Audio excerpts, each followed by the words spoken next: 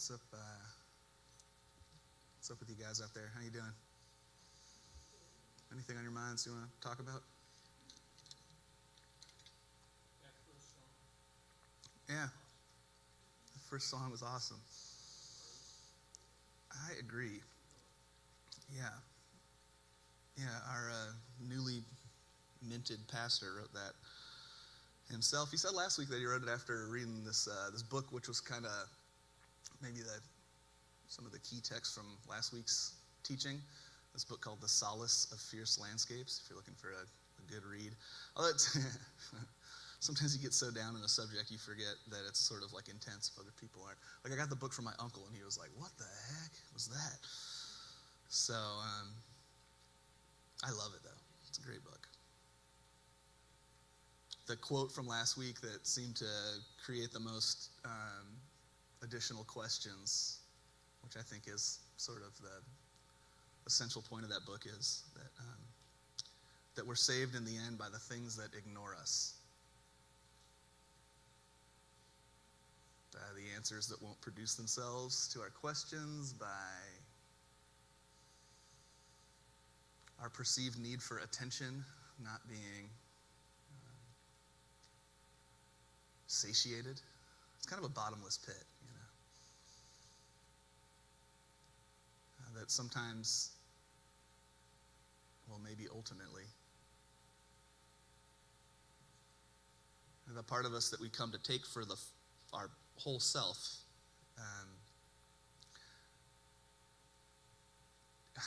is the chorus of that U2 song, I still haven't found what I'm looking for, I still haven't found what I'm looking for. No matter what we find that's going to be the thing that we are looking for, we find it and we keep it and it works for a minute and then we still haven't found what we're looking for. The searcher, not the finder or the found.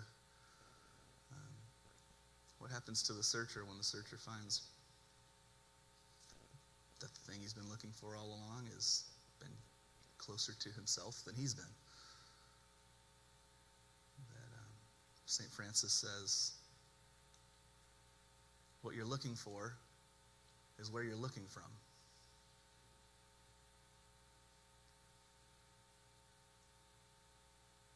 That we're saved by the things that ignore us, because the things that ignore us can sort of accelerate the death process of the thing that needs to be known. So we may come into contact and learn to stabilize in this place within each of us that doesn't need to be known because it's known. It's a part of it. It's nothing more to get.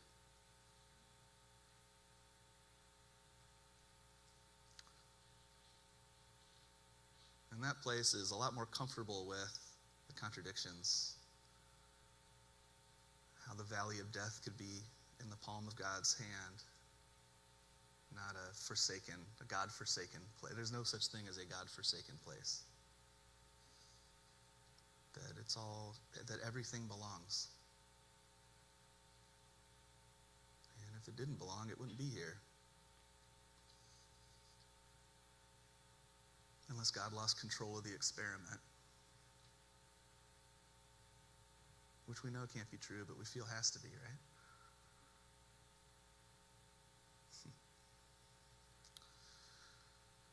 Yeah, so that I guess that connects as decently as anything else into this morning's topic. So I'm going to carry on this EIKON series, which is kind of an extrapolation of just a quick overview of some of Carl Jung's thinking and the way that it interplays and overlays with what the scriptures have to teach. And particularly, this morning we're going to be looking at this idea of projection, perception, perspective. What's projection? You guys want to take a shot at giving that a definition? I will tell you that after you offer your ideas, I'm going to read Carl Jung's description. So there will be an answer key at the end of this quiz. What's projection? Let me talk about that.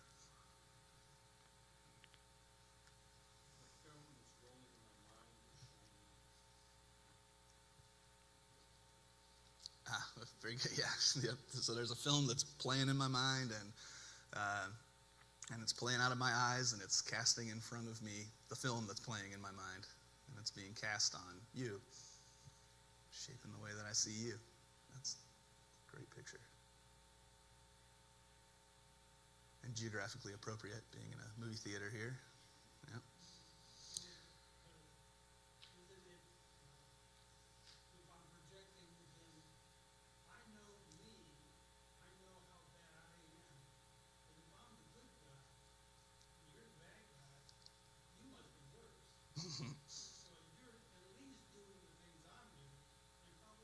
Probably more. So now I feel a little bit better. Yeah. Yeah. You could, yep.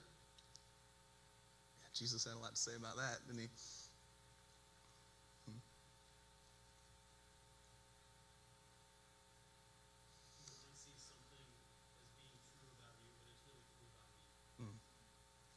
It's when I see something being true about you, but it's really true about me.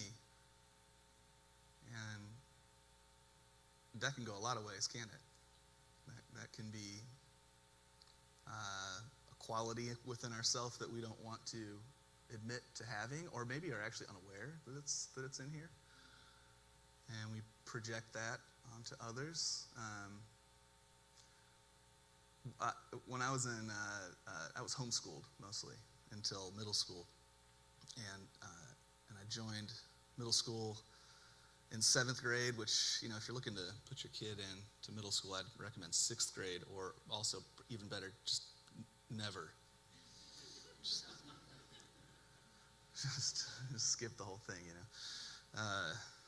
It's never that hard again. But being a shy homeschool fella, I actually remember I've always gone by Bobby, still do, Mr. Pastor Bobby these days. But my little 7th grade self thought that Bobby sounded like a child's name, so I dropped the BY. I thought, I'm going to reinvent myself. I'm going to be Bob. 1992, there were not too many, 12-year-olds walking around whose name was Bob. It was like your grandpa's name, That didn't help. Man, I learned the world was cruel and people were mean. And I remember, aside from feeling afraid, I think I mostly felt confused. Like, why? What did I do? I'm just little old Bob trying to find my way in here. I don't even know you, man. And talking to my mom about it. And she explained, not using this word, but essentially what we're talking about, that this is how projection works. It really isn't actually about you. It's about them. I thought, well, it doesn't feel that way. But she was right. All right, here's what Jung has to say. A person who is unconscious of himself, unaware of what's happening within, acts in a blind, instinctive way. And, in addition to this, is fooled by all the illusions that arise when he sees everything that he is not conscious of in himself coming to meet him from outside as projections upon his neighbor. Here's the thing about projections. He says, you really don't make projections. They just happen. Yeah, I'm doing it. So it's a mistake when one speaks of making a projection, because in that moment, it's no longer a projection, but it's your own property. It's something different. And the magic is, once you realize you're doing it, you're not doing it anymore. Which is sort of the same thing as the place, what you're looking for is the place that you're looking from. With that realization and recognition, there comes some separation from the search and all the associated impulses. It's the same thing that we can say about our thoughts or our feelings. They arise out of where? Where do they come from? You can't really trace it back to a source, I don't think. Maybe you can. They just seem to arise out of nowhere, make a whole bunch of noise, give us a very strong impression that it is who we are, what we're feeling is who we are. And, then they just move on and leave us there to deal with the wreckage of partying too hard with some of them. But sometimes, even in the overwhelming strength or identification with a feeling or a thought, comes this little miracle where we can not just know this thought isn't me, but see that it isn't, and watch it come up and go away. And if I can see it, that means I'm not it. If I'm not it, I can let it pass. Those who trust in the Lord are like Mount Zion.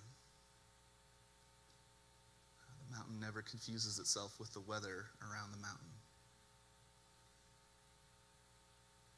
Doesn't think itself to be a sunny day any more than it thinks itself to be a stormy afternoon. And those who trust in the Lord, those who live in this place of surrendered, indifferent awareness, experience what it is to be unchanged and unchanging.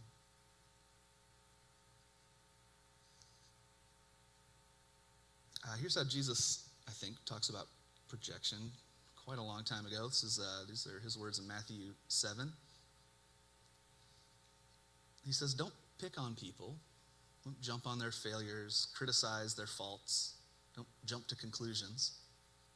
Unless, of course, you want the same treatment. And that's really what judge not lest ye be judged means. I think if we grew up in a church context, I think for most of us, those words mean don't judge others, because in the same measure you judge other people, God's going to get you. It's going to be a rough afterlife for you, you judging person. Stop judging me, you jerk. You know, it's like, where can you say that from that isn't judgmental? And it's not what he's talking about. He's just naming a human pattern, that the more judgmental we are towards others, I mean, you can kind of expect, do you like hanging out with people who are constantly criticizing you and judging you? It triggers the, don't judge me, I'm going to judge you first. If I judge you first, it's like, you can't fire me, I quit.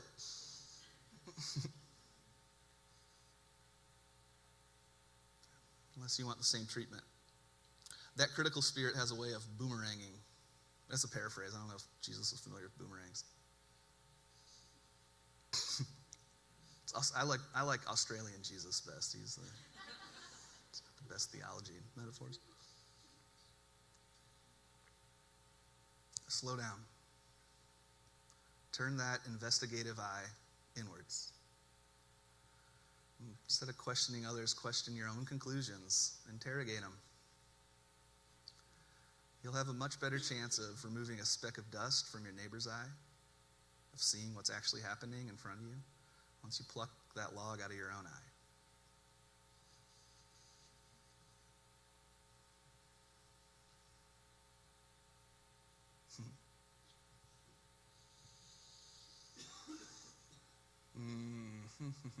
So much virtuous activity comes from not wanting to deal with what's happening inside of our own self. Somehow easier to busy ourselves fixing the world than it is taking a look at what's happening within us.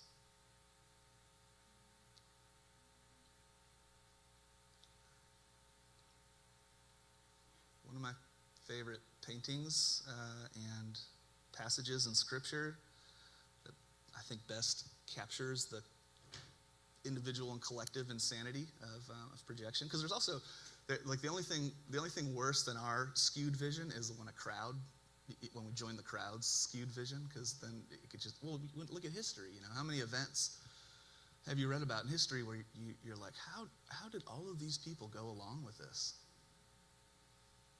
Like, it's absolutely insane.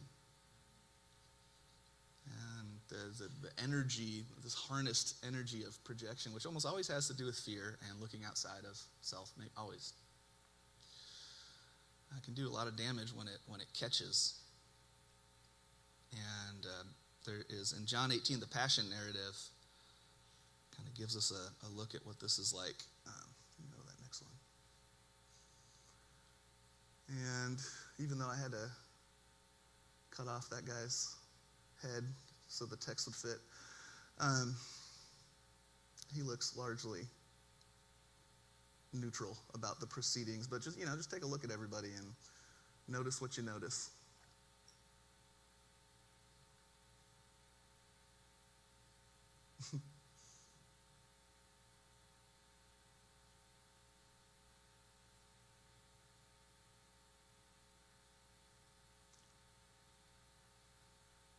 Jesus is white as a ghost, and I don't think it's because he's the Swedish Jesus from your grandma's house painting. I think it's just exhaustion. Look, he's just like, oh,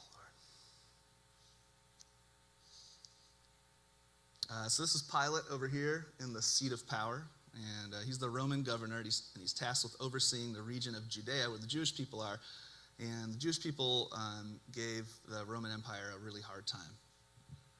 And so this is not a sought-after position. But here's Pilate. He's the guy in charge for now.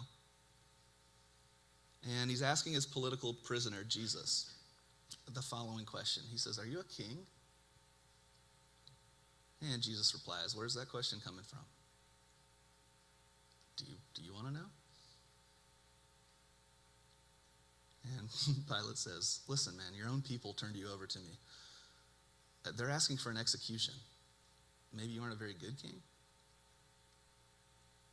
And Jesus says, "My kingdom isn't what you think, and it isn't what you've heard. If it was an earthly kingdom, the kind of kingdom you're used to, my followers would be rushing in to my rescue with weapons and sharply pointed words. Instead, here we sit, me and you. My kingdom might be in this world, but it's not of this world." Let me pause there for a second. What does it mean to be in the world but not of the world?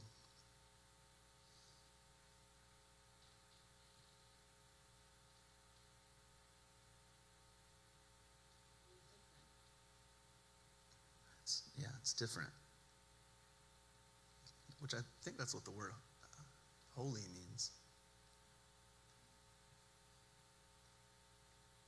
In but not of.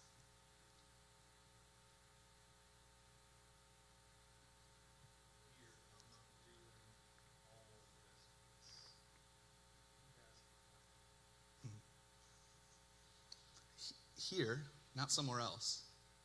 Not my kingdom is in this parallel world, and you better tighten up so that you can enjoy it after you die. It's in it, it's here, but it isn't so concerned with all the noise and patterns.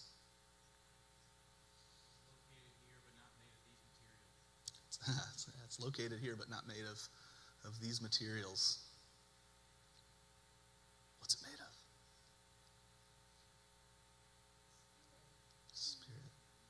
Spirit. Which we're made of too, so. It's one of them both hands.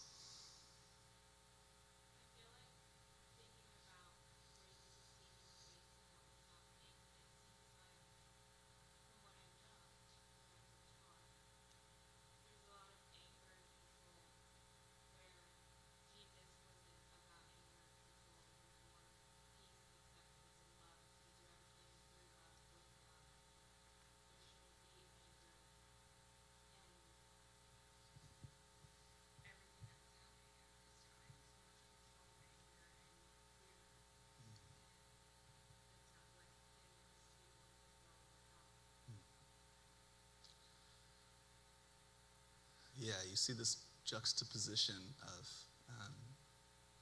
Richard Rohr has this line where he says, I define suffering as any time we feel like we're not in control. Which it checks out. At first you think, well, hold on a second. But just try it. Feeling of loss of control, which is maybe the root of fear, produces all kinds of unsavory emotional responses. And maybe that's a lot of what's on display here, because you got this guy worried about his job. I'm sure the last guy they probably beheaded for not being able to get the region under control. And then you got everybody else around him that are upset because Jesus is not forming a new religion in their midst. He's purifying the one that they've been caring for. without a pretty healthy dose of humility is quite threatening.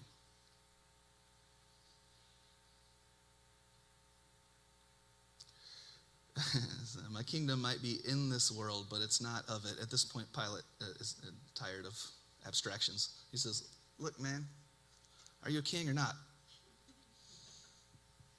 And Jesus says, anyone who has an inclination for truth understands what's just been said. And so Pilate responds with the only logical, what is truth?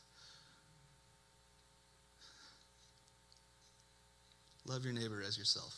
Who is my neighbor? The kingdom of heaven is within you. I think he meant around you.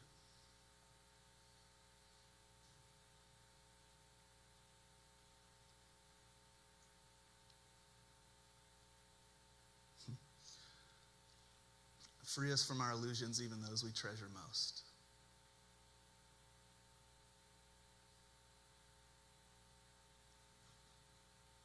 Free us from our illusions, even those we treasure most.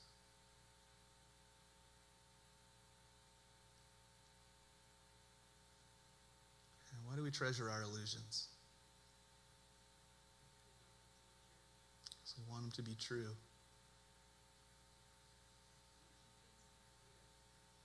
Yeah, to keep things familiar. It's a big world. There's a lot going on out there, in there.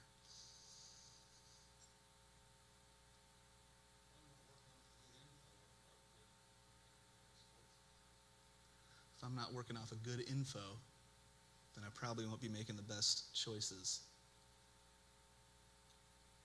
And I've got 40 years or so far of analyzing my own set of illusions, which makes them feel like reliable info. Until life contradicts one of them, and then I'm left with risking it all, to be honest with myself, or doubling down on what I already thought to be true, and doing a lot of theological gymnastics. And yeah, you know that thing how if what is it called? The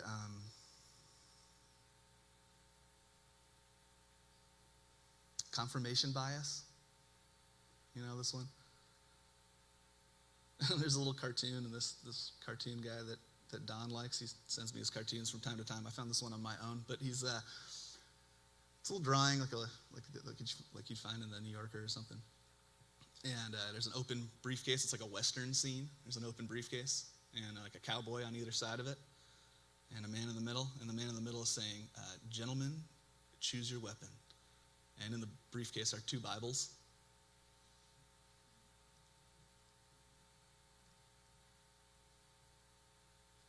And if you're not into the Bible, Google works the same way. Like you just Google something for long enough, and you'll find an expert that tells you you're right about how you're thinking about it. And you'll have to go by so much data that contradicts. And we just kind of do it automatically because it's really uncomfortable to pull back, to let go, to recognize how much of life we're just kind of making up as we go, or have inherited from mostly well-meaning people, certain worldviews that don't respond well to being questioned.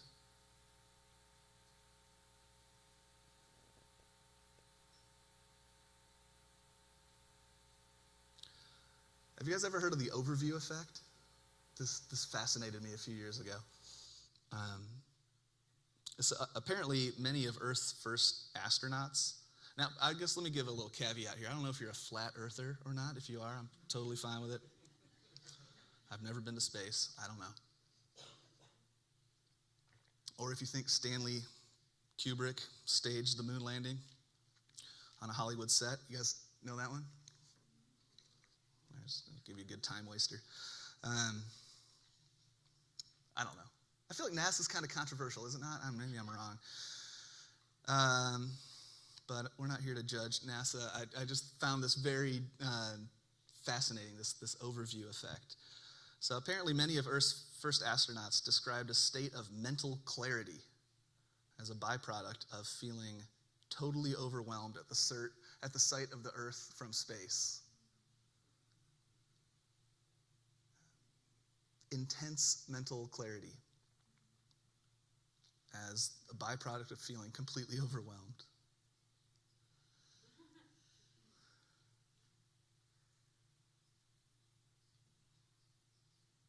That happens, doesn't it? When the data finally overwhelms the little computer in here. For a minute, things become very reduced and simple. This is one of these astronauts named Frank White. He says, the Earth is one system, and we're all a part of that system. And there's a certain unity and coherence to it all. This is interesting. This is Neil deGrasse Tyson. He said, you can trace every important legislation about protecting the Earth to the first era of space exploration. That's where it all came from. 1970, the Environmental Protection Agency was formed. Just as the first photo of Earth rise over a lunar landscape was published by NASA. And this awareness rose up. The first Earth Day was in 1970.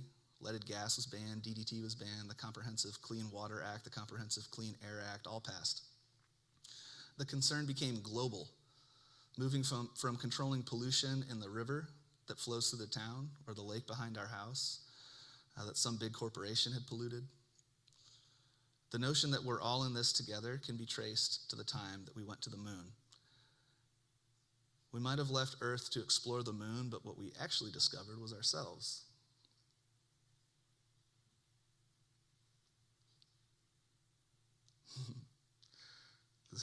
Check this out. For many of America's first astronauts, seeing the Earth from space was a metaphysical or a mystical experience. And this came as a surprise for these science-minded men and women. And for many, it had a permanent effect. Here's just a few of them. This guy, Russell Schweikart, Apollo 9, began meditating daily he had no interest in religious life prior to launching himself into outer space. And upon return, he began meditating daily, and he quit NASA and dedicated his entire life to volunteer work. A guy called Edgar Mitchell, Apollo 14, formed the Institute of Noetic Sciences to research altered states of consciousness because he was trying to understand what happened to his brain. Where was I seeing from? Jim Irwin, Apollo 15, was born in a church-going household, but he actively swore off religion at age 10. He said that he felt the power of God as he had never felt it before when he stood on the moon and looked at the Earth. He quit his career with NASA and built an interdenominational organization called High Flight. A guy named Charlie Duke became an outspoken Christian and actually healed his marriage, which was falling apart, and repaired his failing relationships with his kids. It's probably hard to manage becoming an astronaut with having a family, even though that's what every kid wants to be when they grow up. Founded a prison ministry. Listen to here, this is Edgar Mitchell. It ends with a profanity that I shall omit, but Apollo 14, this is how he described his experience. He says, when you see the Earth from space, you develop an instant global consciousness, a people orientation, an intense dissatisfaction with the state of the world, and a compulsion to do something about it. From out there on the moon, international politics looks so petty. You want to grab a politician by the scruff of the neck and drag him 250,000 miles out and say, look at that, you blankety blank.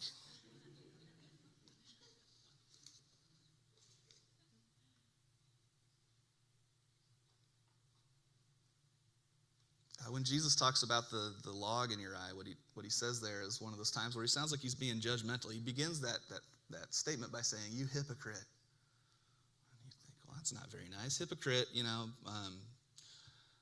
is a Greek word that's kind of made it into the English vernacular relatively unscathed.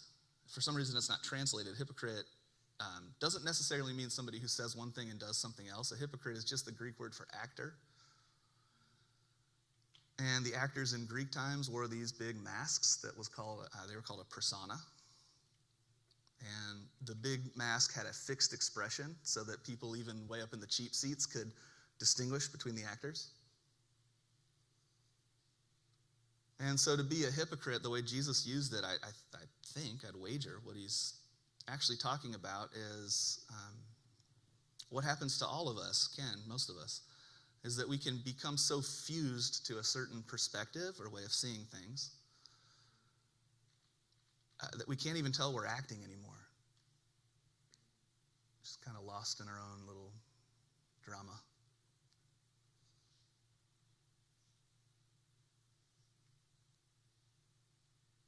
And that's helpful for efficiency's sake, and it keeps things interesting, a lot of fights. And I feel some sense of stability from that, continuity. But what it does over time is it drains, it greatly hampers maybe the most fundamental and important experience we can have as human beings, which is wonder.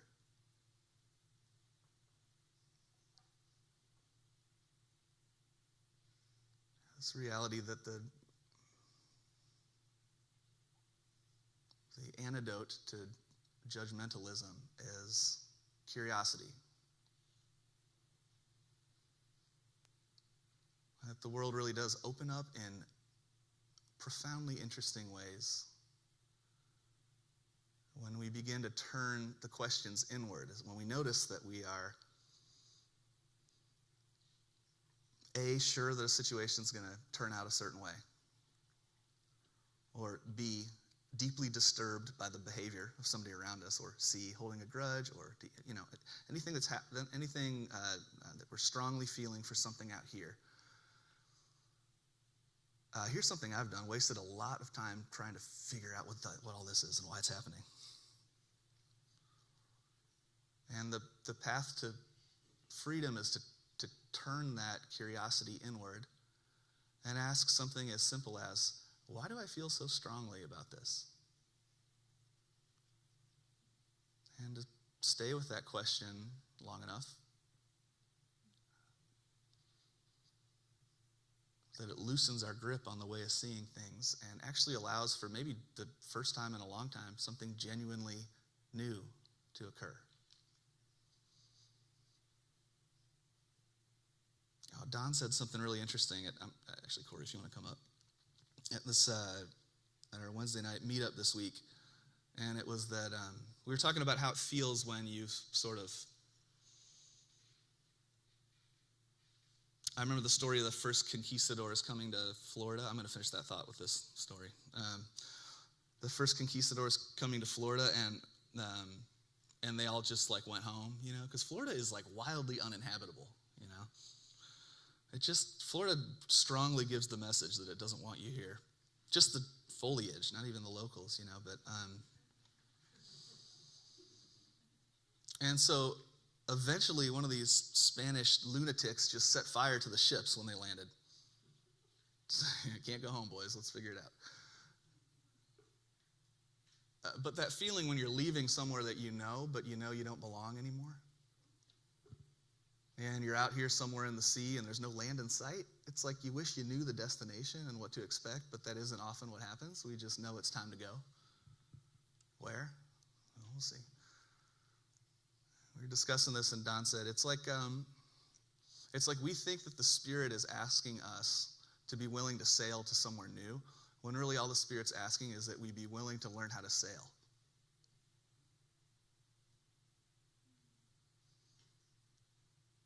Which is how Jesus described it. He said that the Spirit's like the wind, and the wind blows where it chooses, and so it is with those who are born of Spirit. They're guided by an unnameable, inexplicable intuition that will invariably and inevitably lead us into places we would never go on our own, and offer a perspective and experience, this growing, grounding experience of union, the interconnectedness of all things.